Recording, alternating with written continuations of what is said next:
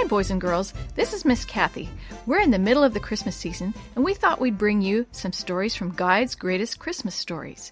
After the Christmas season, we'll be returning to our regularly scheduled shoebox mystery books.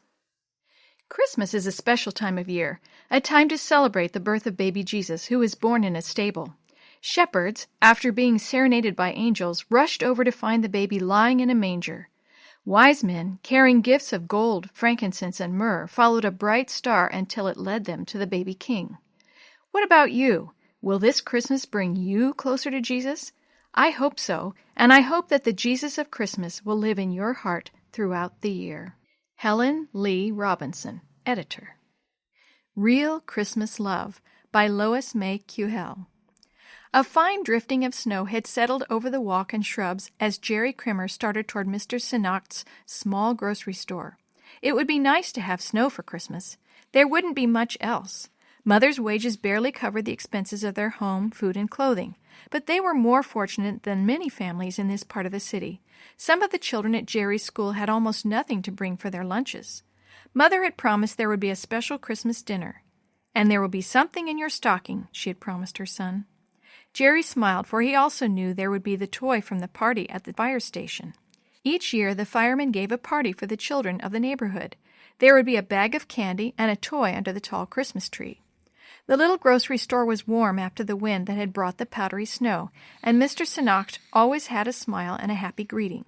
"That's all the things your mother asked for," Mr. Sinacht said with his German accent.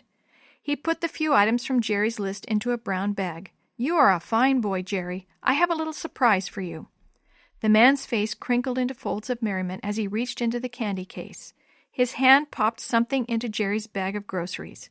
Jerry knew that when he reached home he would find a piece of wrapped candy at the bottom of the bag. As he walked home from the market, he looked up at the big tenement building. He smiled and waved. Little LeAnn Hauer sat at the second-floor window as she often did when he came from school or the grocery store. LeAnn waved at him, but she didn't smile. Not once had Jerry ever seen her smile. LeAnn was 6 and she was crippled. Even when the weather was good, she couldn't go out to play with the other children. Last spring, her family had moved here from Texas. Her father was out of work because he was ill most of the time. A sad look replaced Jerry's smile. The Hauer family had even less than they did. The fine snow had melted, but more had come to take its place before the afternoon of Christmas Eve arrived.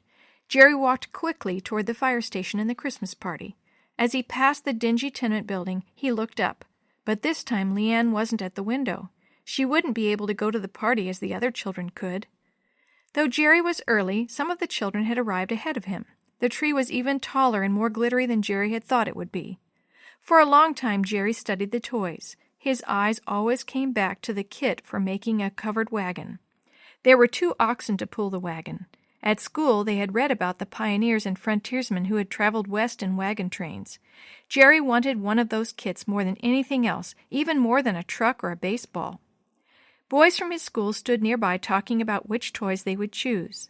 A tall fireman announced that the children were to line up and draw numbers from his helmet.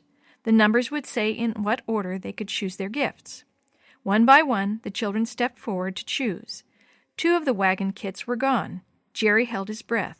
What if all the wagon kits were chosen before his turn came? Then it was Jerry's turn, and he stepped forward, relieved that 2 of the wagon kits remained. He began to reach for one of them, but his hand stopped. Beside the kit was a pretty little doll dressed in a white ruffled dress. LeAnn's sadness filled Jerry's mind. Something as pretty as that doll would surely bring a smile to her face. Jerry closed his eyes and paused. He swallowed hard. "Don't take all day," the boy behind him snapped. "We want to choose too." Jerry closed his eyes again, shutting out the wagon kit. The boy nudged him hard. "Come on, choose." Jerry reached for the doll. He heard a gasp of surprise from one of the boys. Then someone giggled. "Hey, look what Jerry chose, a doll," one of the guys laughed. Some of those who had already chosen crowded around Jerry. "Isn't that cute?" someone taunted. "A doll for little Jerry." Jerry clutched the doll tightly, trying to push away from the crowd, but they wouldn't let him through. For a moment he wanted to turn and put the doll back under the tree, but suddenly he didn't care about their teasing, not nearly as much as he cared about LeAnn having something for Christmas. At last the boys allowed him to leave, though their jeers and laughter followed him out the door. Jerry heard footsteps behind him. It was Ken, a quiet boy who lived a few blocks from Jerry. "I'd like to walk part way with you," Ken said. Jerry nodded. I know the doll is a gift for someone," Ken said shyly. Quickly, Jerry told him about LeAnn. "I guess she's almost forgotten how to smile," he ended. Ken paused only a moment before passing his bag of candy to Jerry. "Here, take this to her. And Jerry, whenever you want to, you can come over and play with my covered wagon kit. We'll share it." Jerry grinned at his new friend, and Ken turned to go home.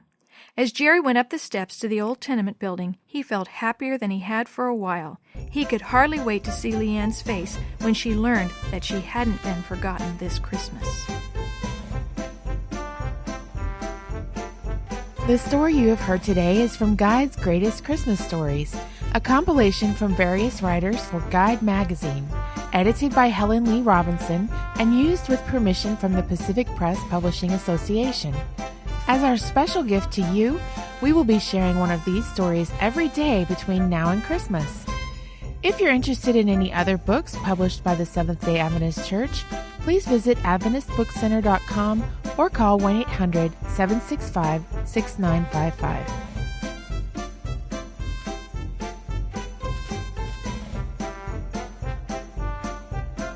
This podcast is a production of the Carolina Conference of the Seventh-day Adventist Church.